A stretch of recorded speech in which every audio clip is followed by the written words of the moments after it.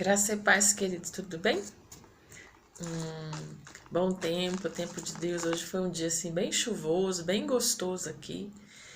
E foi um momento oportuno de ficar mais aconchegante.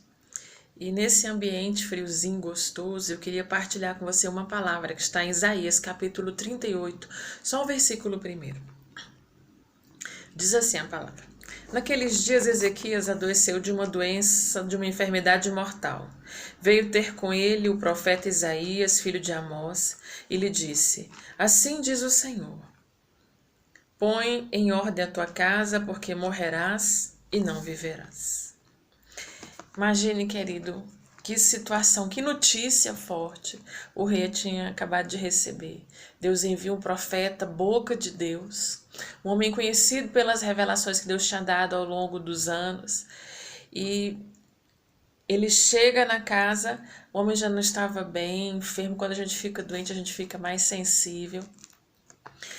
E a palavra que ele recebe do profeta é o seguinte: Assim diz o Senhor, põe tua casa em ordem, porque morrerás e não viverás. O texto continua dizendo até o versículo 8 que Ezequias chorou, argumentou com o Senhor, né? Trouxe a memória do Senhor aquilo, mais uma vez, a sua conduta, o seu proceder. Ele se quebrantou, ele se humilhou. Ele havia buscado caminhar com o Senhor, né? E ele falava assim: lembra, Deus, da fidelidade, da inteireza de coração. Em outro momento, a palavra traz, por exemplo, o exemplo que é a situação de Abraão, lá no capítulo 17 de Gênesis, quando o Senhor falou assim: Abraão, anda na minha presença e ser perfeito. Continua na minha presença, ser perfeito, ser íntegro. Tem uma versão que fala assim: ser homem. Não que ele não fosse homem no seu gênero, na sua masculinidade, mas é na conduta, na maneira de ser. O proceder é importante para Deus. E Ezequias falou com o Senhor num outro momento. Mas quando o Senhor traz o profeta, o impacto é esse: põe tua casa em ordem. Irmão, muitas vezes a gente faz vista grossa para muita coisa que tem que ser mudada na nossa história, dentro da nossa vida, no particular, e dentro do nosso contexto familiar. Deus tinha dito a ele para colocar em ordem o reino porque ele ia morrer, para colocar em ordem a sua família porque ele ia morrer. A gente tem dificuldade de pensar nisso. Brasileiro vive tudo no imprevisto ou no improviso.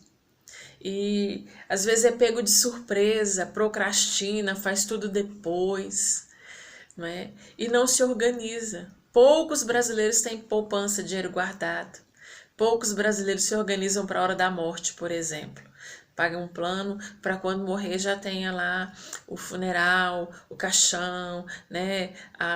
O túmulo lá, tudo reservado. A gente fala: que isso, pastor? Isso é uma coisa absurda. Não, poucas pessoas se organizam para o futuro. Se organizam poucos para deixar os filhos irem embora. A grande maioria, quando o filho sai de casa, surta, passa mal. É aquela história do ninho vazio, a síndrome do ninho vazio. E Deus muitas vezes fala para a gente se antecipar, não no sentido ansioso, não naquele comportamento ansioso, mas se organizar para o futuro. A gente tem que se organizar para o futuro, se organizar para envelhecer, se organizar para perder alguém. Olha que coisa terrível. Pedir a Deus para te dar estrutura para enfrentar esses processos. Se organizar para poder atender uma demanda. A gente não tem, às vezes acontece uma emergência, não tem dinheiro, tem que pedir emprestado. Quando o Senhor falou isso com ele disse: olha, deixa em ordem, porque coisa terrível é alguém morrer e ficar tudo nas costas dos outros. É dívida, é um lugar que não tem para enterrar, desorganização, descobre filho, tanta coisa. Deus havia dito para Ezequias colocar a casa dele em ordem. E o Senhor fala o mesmo com a gente, colocar a nossa vida em ordem todo dia. Todo dia.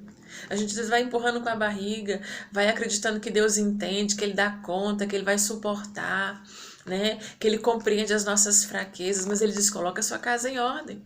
Tem gente que só organiza as coisas quando está de férias. Não, eu vou arrumar as gavetas das cuecas, das meias, das calcinhas, organizar as toalhas, né? Limpar o armário.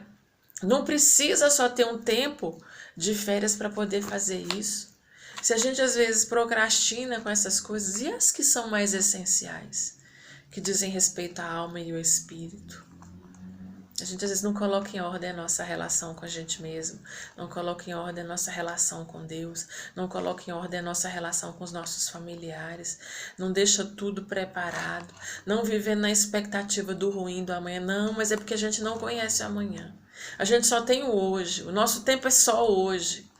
O futuro é hipotético, é uma idealização, o futuro não está na minha mão, eu tenho hoje. Hoje, dia da semana, dia do mês, ano tal, eu tenho hoje. O hoje eu tenho. Deus muitas vezes nos chama a atenção para colocar a casa em ordem porque tem alguma coisa errada. Está desorganizado. Tem coisa fora do lugar. Tem sujeira. Tem desorganização. Tem falta de iluminação. Tem falta de papéis, de coerência no falar. Falta de percepção das coisas que são reais. Às vezes a gente descobre algo já quando a bomba estoura. A gente não está percebendo, não está vendo, porque a casa não está em ordem. Entra e sai, às vezes não vê se tem uma teia de aranha. Né? Se ficou uma sujeira no canto, se tem um pó. Então quando o Senhor disse a Ezequias, põe sua casa em ordem, Ezequias. Porque seus dias serão abreviados. Embora depois da oração dele, o Senhor tenha revogado a situação. Ainda assim havia necessidade de colocar a casa em ordem. E o que a gente faz, irmãos? Como é que está a nossa casa? Nossa casa interior, a nossa alma? Como é que estão os sentimentos? Estão em ordem? Como é que estão as reações, os pensamentos, os projetos? Tanta coisa que a gente deixou no meio do caminho o projeto e tem que ser retomado. Com relação à nossa família, o que tem que ser colocado em ordem? Reconciliação, diálogo, tolerância, amor, o servir, o cuidar, estabelecer metas, superar, ir atrás de pessoas que a gente não vê, que às vezes a gente por um acesso de raiva se esqueceu. Então o Senhor falou para ele, fala com a gente, coloca sua casa em ordem, coloca sua vida em ordem, organiza seus sentimentos, organiza os seus projetos, esteja atento, apercebido, não perca a oportunidade, abra os seus olhos, veja aquilo que realmente é importante, é significativo, aquilo que produz resultado, aquilo que traz para nós bênção, edificação. Abra os seus olhos, querido. Abra os seus olhos, querida. O que precisa ser colocado em ordem? Apressa-te, faz. Apressa os passos, não deixa para depois. Porque tem coisas que depois não vai ter mais resolução. Não vai ter mais mudança, não vai ter mais milagre, não vai ter mais possibilidade. Porque caducou, perdeu. Perdeu a oportunidade. E existem oportunidades que são únicas na vida da gente. E elas não podem ser jogadas fora, para depois não ter como a gente chorar o leite derramado. É preciso estar atento, a perceber toda a palavra que Deus tem dito. E assim como ele disse ao rei através do profeta, ele fala para a gente hoje fazer uma autoavaliação da nossa própria história, da nossa própria vida e ver o que precisa ser feito, o que precisa ser realizado, reconquistado, reestruturado, colocado no lugar, o que precisa ser limpo, o que precisa ser retirado, o que precisa ser acrescentado, modificado. Então, são pequenas coisas que vão fazer a diferença. E o Senhor conta com você. Ele não vai descer do céu para fazer o papel que é seu. Ele não vai resolver a sua demanda, aquilo que é a sua responsabilidade. Você pode ter uma promessa de Deus com relação a algo, mas tem a parte humana que deve ser feita. Deus prometeu para alguém que ia passar no curso de medicina, mas se não for fazer a inscrição para fazer o vestibular, não vai rolar. Se não foi lá, se não investiu tempo, se não estudou, Ele só quer que a gente se alinhe. Esteja na vereda, no mesmo caminho ali, ó, se alinhe, não perca o direcionamento, não se confunda, não se embarace, mas que olhe para aquilo que realmente é importante e significativo e para aquilo que precisa da nossa atenção. Deus revogou a causa de Ezequias. Quase 15 anos depois ele morreu. Uma morte trágica, desnecessária, desonrosa.